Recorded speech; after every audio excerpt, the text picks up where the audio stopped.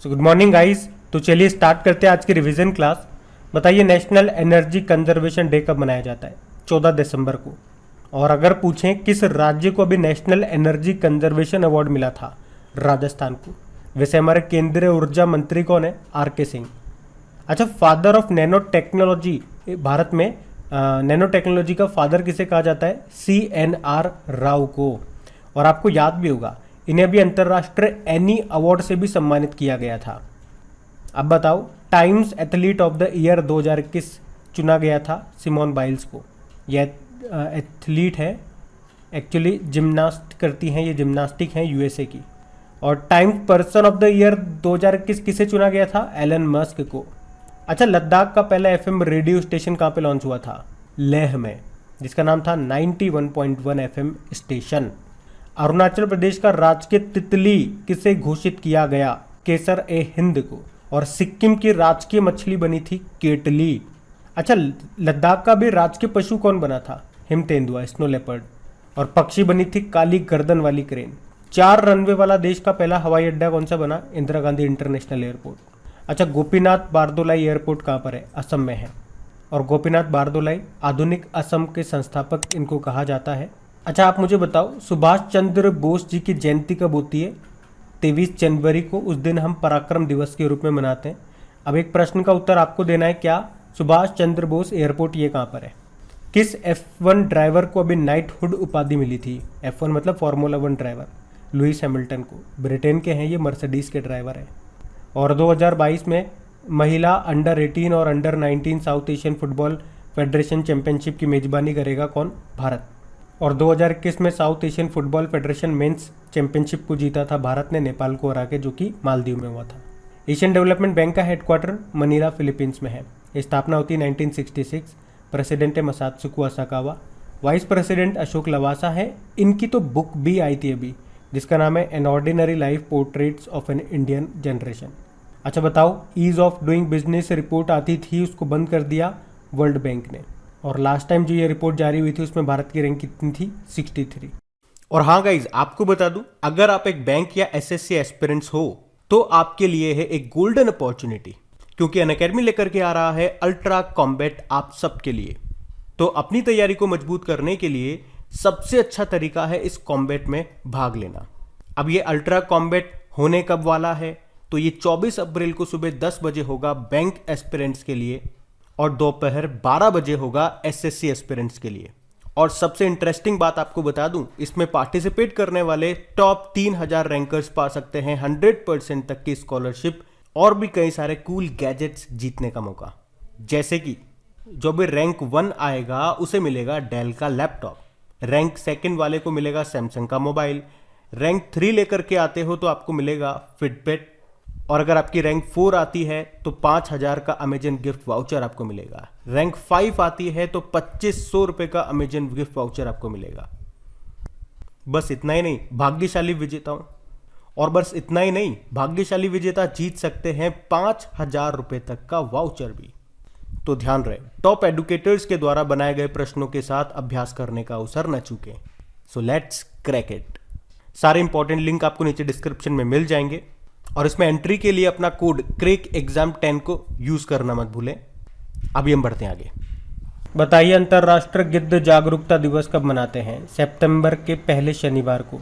तो हमने इसको मनाया था 4 सितंबर को 2021 में। अंतर्राष्ट्रीय चैरिटी दिवस 5 सितंबर को मनाते हैं। 5 सितंबर को तो नेशनल टीचर डे भी होता है, और वर्ल्ड टीचर डे भी आप जानते हैं उसके जस्ट 1 महीने बाद, यानी कि 5 अक्टूबर को। अंतर्राष्ट्रीय साक्षरता दिवस कब होता है? 8 सितंबर को। वर्ल्ड सुसाइड प्रिवेंशन डे कब होता है? 10 सितंबर को होता है। इसकी थीम थी creating hope through action. World first aid day कब होता है? 11 सितंबर को। नेशनल हिंदी डे 14 सितंबर को होता है, और वर्ल्ड हिंदी डे 10 जनवरी को। अंतर्राष्ट्रीय लोकतंत्र दिवस कब होता है? 15 सितंबर को। क्या थीम थी? Strengthening democratic resilience in the face of future crisis. World ozone day कब होता है? 16 सितंबर को। थीम क्या थी? Montreal protocol keeping us our food and vaccine cool. World heart day कब होता है? 29 सितंबर को। क्या थीम थी? Use heart to connect. और विश्व अल्जाइमर दिवस कब होता है? 21 सितंबर को।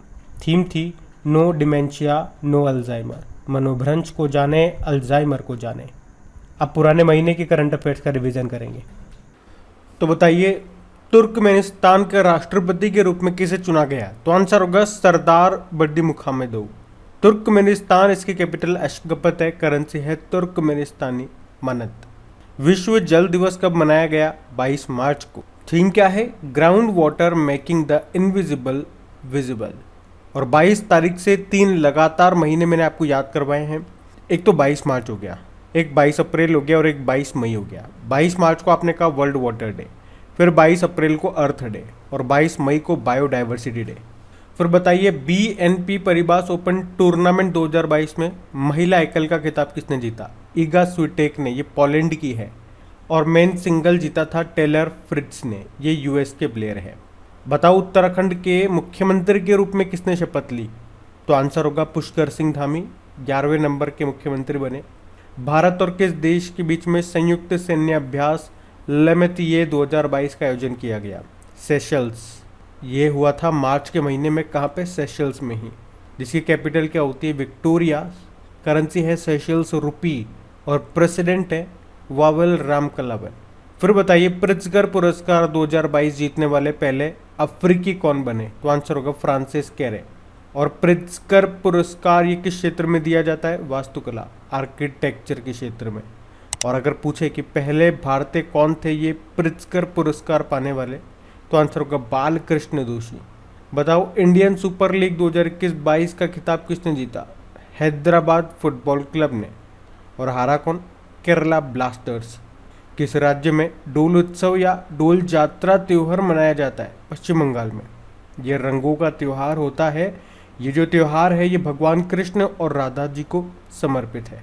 अब बताइए विश्व युवा गुणवत्ता रिपोर्ट के अनुसार 2021 में दुनिया का सबसे प्रदूषित देश किसे बताया गया? तो आंसर होगा बांग्लादेश को। भारत 5वें नंबर पे बताया। और राजधानियों में, कैपिटल सिटी में दिल्ली टॉप पर बताया और दूसरे नंबर पे बांग्लादेश की कैपिटल ढाका। चलिए बताइए किस भारतीय को यूनाइटेड नेशन के सलाहकार बोर्ड के रूप में शामिल किया गया? तो आंसर होगा जयति घोष को। अब बताइए अंतर्राष्ट्रीय प्रसन्नता दिवस कब मनाया जाता है? तो आंसर होगा 20 मार्च को। थीम थी शांत रहो, समझदार रहो, दयालु हो, यानी कि keep calm, stay wise and be kind. और आपको याद होगा यूनाइटेड नेशन ने जो वर्ल्ड हैप्पीनेस इंडेक्स जारी किया था उसमें टॉप पर आता फिनलैंड, भारत 136 पे था। अब बताओ 200 वनडे मैच खेलने वाली दूसरी महिला क्रिकेटर कौन बन गई? तो आंसर होगा झूलन गोस्वामी। पहली मिताली राज थी। और बताइए कौन सा देश एशिया कप 2022 की मेजबानी करेगा? तो आंसर होगा श्रीलंका। और फिडे चेस ओलंपियाड 2022 ये इस साल भारत में होंगे, पहली बार भारत में होंगे। भारत में भी कहाँ पे? चेन्नई में। चलिए बताइए TCS के MD CEO कौन बने? राजेश गोपीनाथन। अभी एयर इंडिया के चेयरमैन कौन बने थे? N चंद्रशेखरन। बताइए Rahul Bajaj an extra ordinary life नाम की बुक को किसने लिखा? गीता पीरामल ने। और रिसाइकलिंग डे कब मनाते हैं? ग्लोबल रिसाइकलिंग डे ये मनाते हैं 18 मार्च को। थीम थी रिसाइकलिंग फ्रेटर्निटी। बताइए किसने 8वीं बार एशियाई बिलियर्ड्स चैंपियन का खिताब जीता है? तो आंसर होगा पंकज आडवाणी ने। इस तरह से ये उनका वैसे तो 24वां अंतर्राष्ट्रीय खिताब है और 8वां एशियाई खिताब है। यूजीन पार्कर का निधन हो गया। वे क्या थे? वे भौतिकी वैज्ञानिक थे US के। और सौर पावर यानी कि सोलर विंड के अस्तित्व का सिद्धांत दिया था इन्होंने, यूजीन पार्कर नाम था। अच्छा बताइए आयुध निर्माण दिवस कब मनाया गया? 18 मार्च को। ऑर्डिनेंस फैक्ट्रीज डे के रूप में मनाते हैं। और आपसे पूछा जाए कि ऑर्डिनेंस डायरेक्टरेट के पहले डायरेक्टर जनरल कौन बने? ER शेख। अच्छा बताइए हाल में चर्चा में रहा जेंडर संवाद कार्यक्रम का संबंध किससे है? किस मंत्रालय से है? तो आंसर होगा ग्रामीण विकास मंत्रालय, जिसके मंत्री हैं गिरिराज सिंह। और इस कार्यक्रम का उद्देश्य क्या है? जेंडर इक्वलिटी के बारे में जागरूकता पैदा करना। थीम है नए भारत की नारी। अब हम कल के करंट अफेयर्स को रिवाइज कर लेते हैं। अच्छा बताइए दुनिया की सबसे बड़ी 3 व्हीलर इलेक्ट्रिक व्हीकल फैक्ट्री ये कहाँ पे लगेगी? तो आंसर होगा तेलंगाना में। अभी हमारे प्रधान वैज्ञानिक सलाहकार कौन बने? अजय कुमार सूद बने। लेकिन अगर प्रश्न आए मुख्य आर्थिक सलाहकार कौन बने थे? अनंत नागेश्वरन। अभी रक्षा मंत्रालय में सलाहकार कौन बने? विनोद जी खंडारे। और राष्ट्रीय सुरक्षा सलाहकार कौन है हमारे? National security adviser Ajit Doval. विश्व पृथ्वी दिवस मनाया गया 22 अप्रैल को। क्या थीम थी? Invest in our planet. और इन विक्टर गेम्स 2022 ये कहाँ पे हुए? तो आंसर होगा नीदरलैंड में। ये एक तरह के पैरा गेम्स ही होते हैं। बस इसमें क्या होता है, जो पार्टिसिपेंट्स होते हैं, जो खिलाड़ी होते हैं, वो कौन होते हैं? पूर्व सैनिक होते हैं, जो घायल सैनिक होते हैं या बीमार सैनिक होते हैं, उनके लिए होता है ये गेम। तो ये भी हुए नीदरलैंड में। बताइए पहली बार एक समुद्री शैवाल पार्क कहाँ पे स्थापित किया गया? तमिलनाडु में, सीवुड पार्क। और लद्दाख और किस राज्य को जोड़ने के लिए बॉर्डर रोड ऑर्गेनाइजेशन दुनिया की सबसे ऊंची सुरंग बनाएगा? हिमाचल प्रदेश और लद्दाख को जोड़ने के लिए बनाएगा ये। और इसके लिए इसने प्रोजेक्ट योजक चलाया है। और ये जो सुरंग है ये शिंकुला दर्रे में बनेगी। इसका नाम शिंकुला सुरंग होगा। किसे सैन्य अभियान का महानिदेशक डायरेक्टर जनरल बनाया गया? मनोज कटियार को। मनोज पांडे आपके नए आर्मी चीफ का नाम है। और अगला है, किस देश ने RS-28 सरमत मिसाइल का भी सफल परीक्षण किया? रशिया ने। ये एक इंटरकॉन्टिनेंटल बैलिस्टिक मिसाइल है जिसके रेंज है 18,000 किलोमीटर। और नाटो इसे साटन 2 कहता है, ये भी ध्यान रखना। आइवरी कोस्ट के नए प्रधानमंत्री कौन बने? पैट्रिक अची। यामोसोक्रो इसकी कैपिटल होती है। दिल्ली के नए मुख्य सचिव बने नरेश कुमार। और कर्नाटक के शिवमोग्गा हवाई अड्डे का नाम किसके नाम पर रखा जाएगा? वहाँ के पूर्व मुख्यमंत्री BS येदियुरप्पा। वर्तमान में मुख्यमंत्री बसवराज बोम्मई हैं।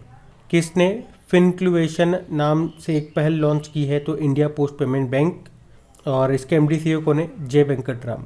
तो गाइज ये था आज का आपका रिवीजन वाला सेशन अच्छा लगा है तो लाइक करके शेयर ज़रूर कीजिएगा। Thank you.